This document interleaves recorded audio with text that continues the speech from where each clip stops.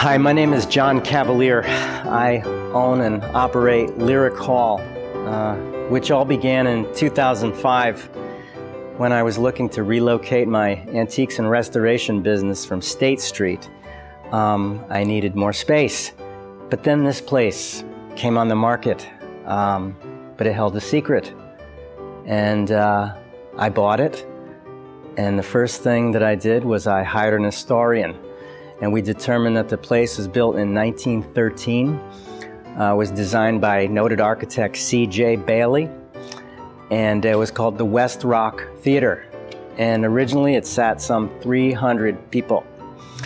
In those days, Westville was like a little factory town, and all the working men and women and their families came to this place to see vaudeville shows and silent film. Of course, in 1913, they were called Nicolettes, and they only lasted for a few minutes. I always knew that it would be a theater one day, but I didn't think that it would happen so quickly.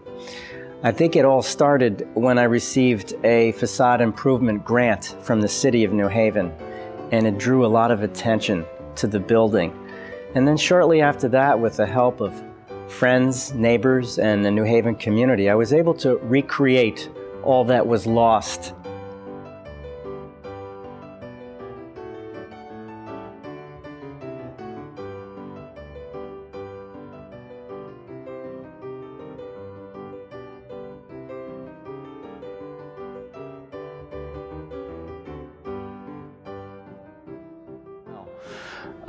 What continues to amaze me about this place is how it inspires the community, and total strangers want to put on plays and cabarets and have recitals and concerts and book signings, weddings, bar mitzvahs, birthdays.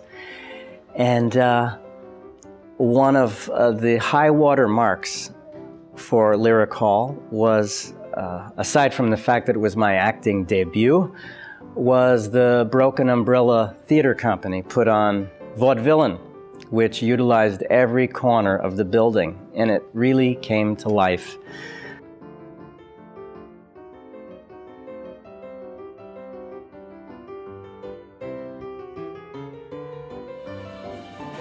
Last March, we had Wallace Roney, jazz musician, protege of Miles Davis, was sold out.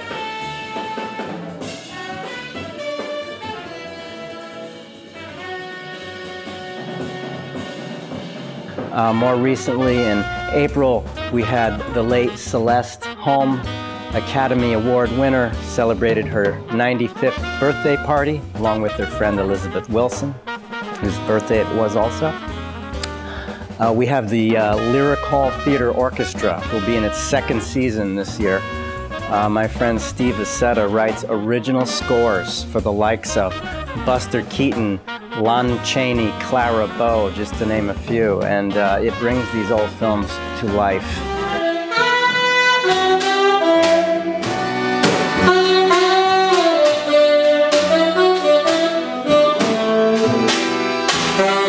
The most gratifying thing for me is to help produce shows for up-and-coming local artists who are either undercapitalized or risk-averse. We're able to charge a nominal fee and give them rehearsal space. This was the case with Jareen Freeman, wrote an original play called Incantation, which was very successful. Zelphia Hunter had her one-woman show, Out of Egypt. More recently, the Connecticut Youth Alliance had a documentary film about how the recession affects young people in our community. What I believe that makes Lyric Hall so special is its intimacy and the acoustics, and really what actors tell me. They say, John, this place, I can't explain it, but I feel comfortable here. And I agree with that. I feel comfortable here. It has a wonderful vibe. And it brings out the best in people. It nurtures performers, young and old, of every stripe. and there's so much talent right here in our community. Lyric Hall is a place where the neighborhood and connected parts of the city get together and do something you can't do anyplace else.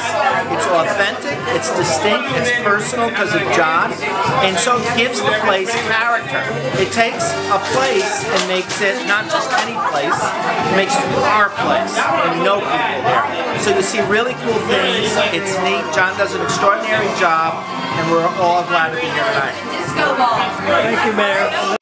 I have to say that that all of this is in jeopardy because I researched the original maps when the place was built is basically on a shoal, which is a spit of sandy land in the middle of the West River. This was. And in 1913, it was lower than everything else, and all the subsequent buildings were built up around it. So basically, it's a bowl effect, and all the water rushes into this spot, into this basement, and is doing significant damage. And over time, I fear that the place will not survive. So on August 15th, we had 3 feet of water in 20 minutes, which is frightening. If the city doesn't maintain the sewer system, because it's just going to happen again. So in the blink of an eye, we had 3 feet of water. Last time we had 4 feet of water.